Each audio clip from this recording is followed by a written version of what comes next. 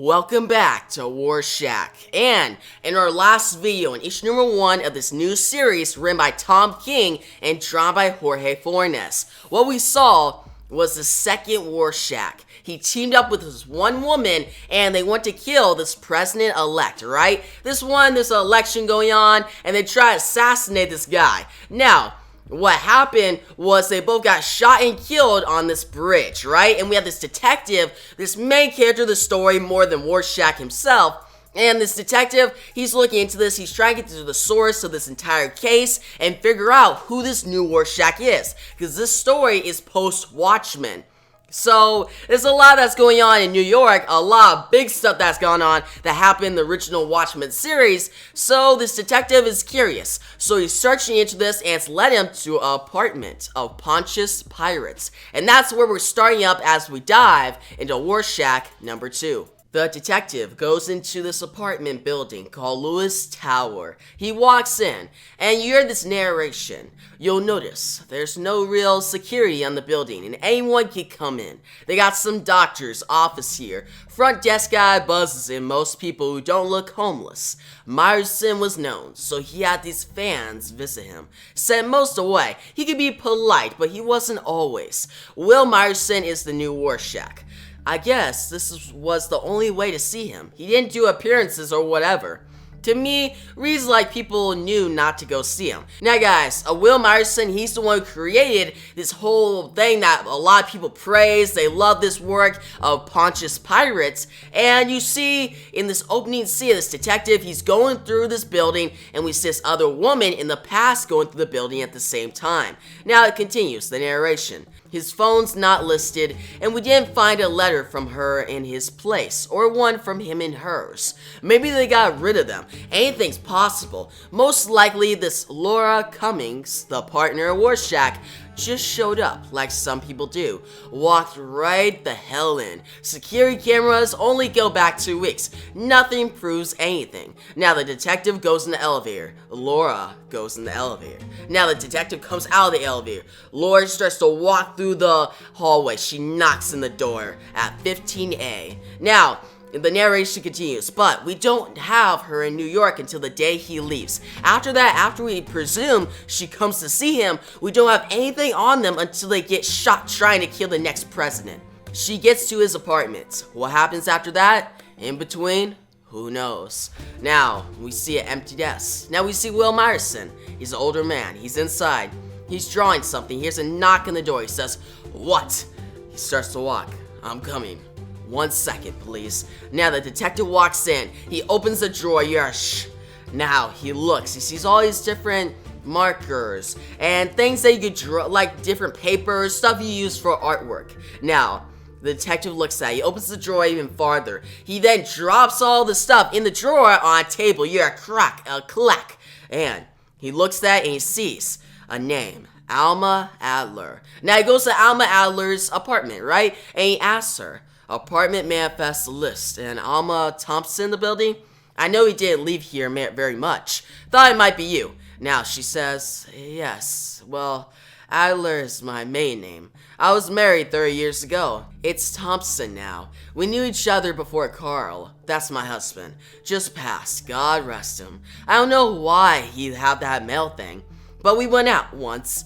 It was sort of a date. Now you see her in the past going out with Will Myerson. Will says, "I don't really talk about Pontious so much. I drew it and it's something people think is swell, which is fine, but I don't anymore. I'm working on other things. More mature work, I think." Now, that's when this woman says, "What's mature?" Now Will responds, I want to add something meaningful. The world can be so tyrannical, and maybe if you add something good, it's not as bad, I guess. I really think you can save the world that way. I tried with these pirates that are so popular, but pirates are for kids, and really, how far can you get with pirates? Now, they go in the elevator, and this woman explains in the future to this detective, he wasn't anything I was too interested in. I'll be honest with you. Back then, I was young. I was looking for more of a traditional man. It was more a traditional time before Vietnam was a state. All this funny book stuff, what is that? Now, we'll ask her in the elevator. So, I had a nice time, really, thank you, I appreciate it. And I was wondering, I don't want to presume too much, but I think I should at least try to ask, if you don't mind. Maybe when we get up to the apartment, your apartment, can I kiss you? And she says, no. And he looks away, okay. Now, she continues her narration. I'd see him now and then in the hallway. I got married to Carl soon after. I shouldn't have, but I told Carl about the date and Carl thought it was so funny. He used to tease him sometimes. That made Carl laugh. It was all in fun.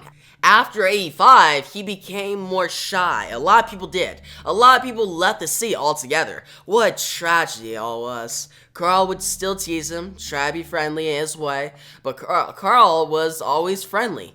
We'd still see him from time to time. Not so much. The most I ever talked to him was that night on the dates. He kinda seemed rude after all those years, frankly. And she concludes, I wonder, do you know? Did he ever do something more mature? Now, that's when we go back to the past and we see Will Myerson. He's going to this mailbox and he's looking into it. You hear in the background this couple speaking. Nixon will fight the war that Johnson will. He's not afraid of what it takes to get it done. I don't care what Humphrey says. He's just the same cup of weak coffee. Nixon will bring in Manhattan. That'll turn this whole thing around. And the woman says, that's right. And he says, it's a crime. All those boys die. And we fight with two blue hands tied behind our back like suckers. Now we see Will Myerson. He takes the name, Alma Adler, and puts it in his suit. Now he walks away. And the couple conclude with, if you commit the United States to a war, you win the war. End of a discussion. Now we see the detective. He walks in, he goes by the mailbox, and this man, who works at the apartment says, can I help you, sir? And the detective says, the mailboxes don't have names, just numbers. Now, the man says, oh yeah, that's for privacy now. We switched them back in 87. After the squid, people wanted to be more secure. I did it myself, actually. Sad, but the world changes. What can you do? And you see him go inside his office, and the man continues. Myerson was low maintenance. I'd say the checks were there. He fixed his own toilet, that type. Sometimes you get the people asking for him and all that, but not often. It wasn't so bad. Good guy, quiet. Lots of people are quiet. I hope he's okay. Only went into his apartment once, really. The detective says, why'd you go into his apartments? And the man continues, oh yeah, I told the cops about that. I don't know what it was, but it was interesting. I got a call from a neighbor, the Stevensons. They said they heard some huffing and puffing, commotion in Mr. Myerson's place. So I called up and he didn't answer, so I went up just to check, you know. The door is already open. 15A. Mr. Myerson, you alright? Oh jeez, Luis, you see Myerson on the ground, he's bloody. Now, this man helps Myerson into his chair. He says, what happened? You need to go to the hospital? Myerson says, no, not hurt, fine, need chair. And the man says, Mr. Myerson, should I call the police? What happened? Myerson responds, you shouldn't be here, have to work. Myerson gets back to work, and the man concludes with, I tried to give him more help, but he didn't want it. And I don't know, if he doesn't want it, what am I supposed to do? I think he'd been beat up by someone, but he didn't say. I would have called the police if he said that, but he didn't. He started drawing. That was his profession, as you know. And I was standing there. I wanted to see if he wanted anything. I waited a little bit at least, and then I left. Nothing more to it than that. Now you see Will Myerson, he's writing panels. He's making a comic book on this page. Now we see the detective, he leads into this apartment door, right? He opens the door, he sees this comic. All drawn, it looks pretty cool. He grabs the papers, he shuts the drawer, and he looks at it, the different comic strips, and he opens it up and he sees this man with kind of like a detective outfit on, but he has a blank face. He says, and you, the unthinker, and it says the citizen. And that's when we see the unthinker says, you poor, weak man, at your end, then this is it, citizen, this is the final battle. The citizen says, there's no better way, a way of compromise and forgiveness. I would devote my life to showing it to you, but there are some who cannot see, some I say, who cannot think. He punches the unthinker in the face, you're a pal. Now they go on to talk about tyranny, the final solution, different things about the government, right? During this time of Vietnam, and we see this person, the Unthinker, who's more like a monster in like a uniform, right? And they keep fighting. The assistant punches him, says, "Unthinker, you know nothing, man." You hear a pow. Now it gets above him, kicks him in the face, punches him in the face, kicks him in the face again, punches him in the stomach, punches him in the face, you hear a pow. He punches again, and they just start saying, "Screw you, screw you." The assistant just kicks this Unthinker to the ground until he's done. Now, this whole comic strip shows the perspective of Will Myerson. Now, the detective, he closes the comic strip and he sees the number 14B. It's another apartment. He goes down to the apartment. He knocks. Yeah, knock, knock. He goes inside. He sees a man. And this man on his couch says, "I don't know what to tell you, man. I don't know anything about that guy. I mean, everyone hears rumors about the famous dude who lives here, like Pontious Pirate and all that. I saw the movies. That's cool. But I've only talked to him once, really, like more than a year ago, right?" And we flash back to a year ago. And he sees Will Myers at the elevator. He says, "Hey man, you okay? It's open." Will says, "Not going up. No. 30 years. And the man walks by.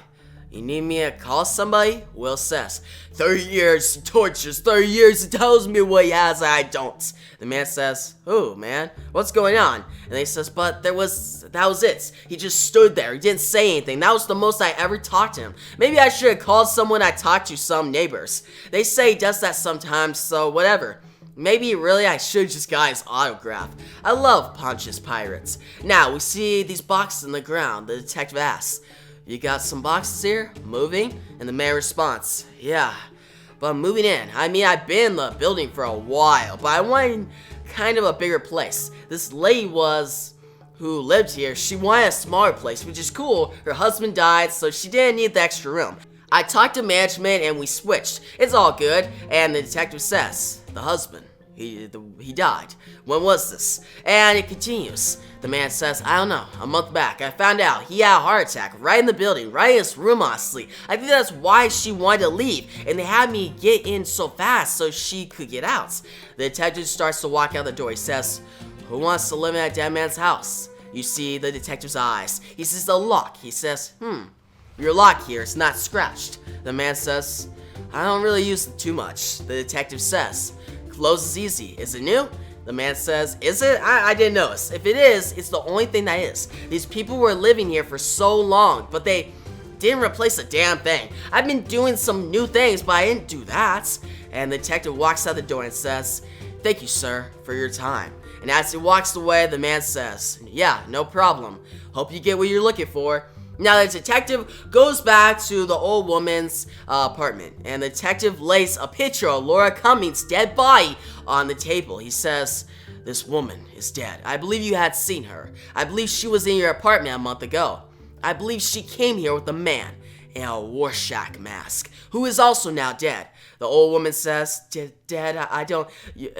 And then the detective says, "Your husband enjoyed a laugh at Will Myerson's expense." The story about the elevator and the kiss. This went on for years until perhaps for the first time, perhaps not, the two men fought. And you see Will Myerson fighting with Carl, the husband of this old woman, and he gets punched in the face. Will goes toward the door. He says, "Get away, get away." Carl says, "You don't talk to me that way, you stupid sissy. You run away. You think you're so great because you're famous? Who cares?" And Will says, "Stay out. This isn't for you." Now, Carl punches him in the face and kicks him in the face. He says, "You girly little sissy, F you, F you." He just starts screaming at him. You see Will fall to the ground. Now the detective says, "Mrs. Thompson, how did your husband die?"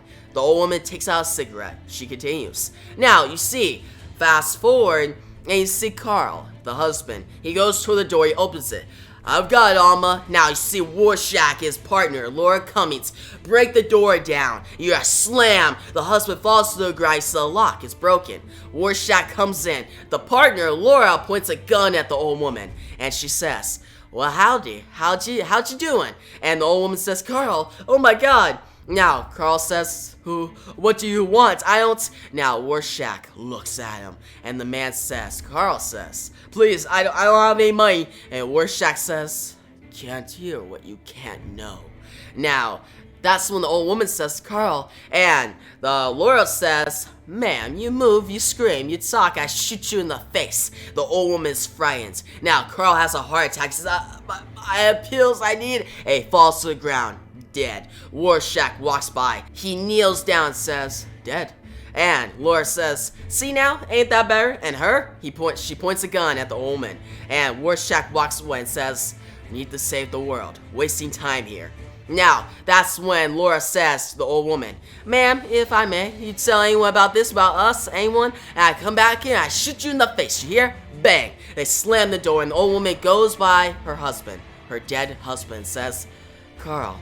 Now, the detective puts all his evidence together and he decides that he's gonna go to Wyoming. Now, he walks out of the apartment and he goes off to his next adventure, his next place, his next stopping ground in this investigation of the second Rorschach. So yeah, guys, that was Rorschach number 2, and honestly, it was an okay issue. I thought issue number 1 was better. I do like the detective's case going on. I like the detective. He's a cool character, but he goes to this apartment, starts to try to figure out the story, how we find out that the one guy, Will Myerson, this Rorschach, who made Pontious Pirates, this famous comic. So pretty much he had this date with this one girl, it didn't go so well. This girl found a husband, she told Will about it. Well, no, she told her husband that she dated Will. The husband, Carl, made fun of him, and then, well, Will became Rorschach and killed this guy. Well, technically he didn't kill him.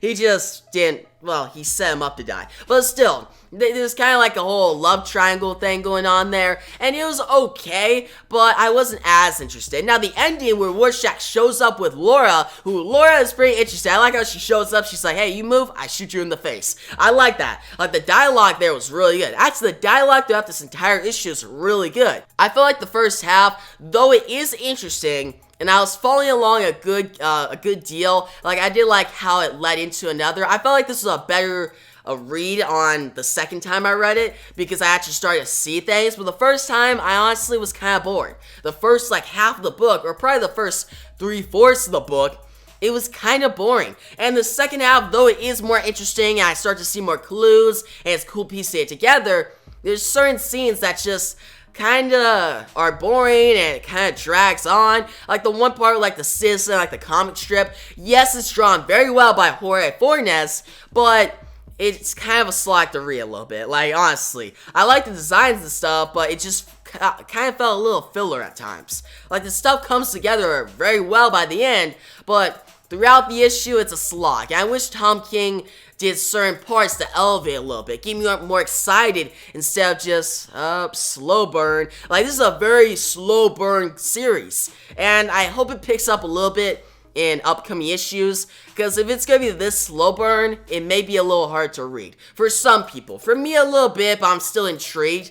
But yeah, guys, that's my thoughts on the story itself. We didn't get a lot revealed. And the story so far, there's not really much there. There's a second Rorschach. We're trying to figure out who he is and what he's doing. Like, who is he trying to stop? Why is he trying to save the world? We kind of found out about his backstory here, but we need to find out more. But yeah, I'm interested in this third issue, but I'm not excited. You know, I hope it's better. But for the artwork, that was just awesome, guys. The artwork by Jorge Fornes was amazing.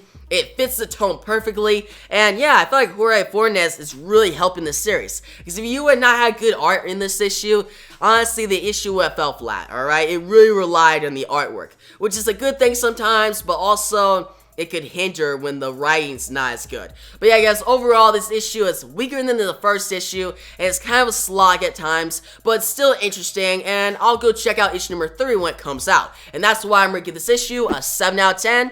It's passable, barely, but yeah, you should still check it out if you like the first issue. If you didn't like the first issue, then don't check out this issue, alright? You probably won't like it, honestly, alright? Because actually, first issue was better, and it still maintains, like, the same tone.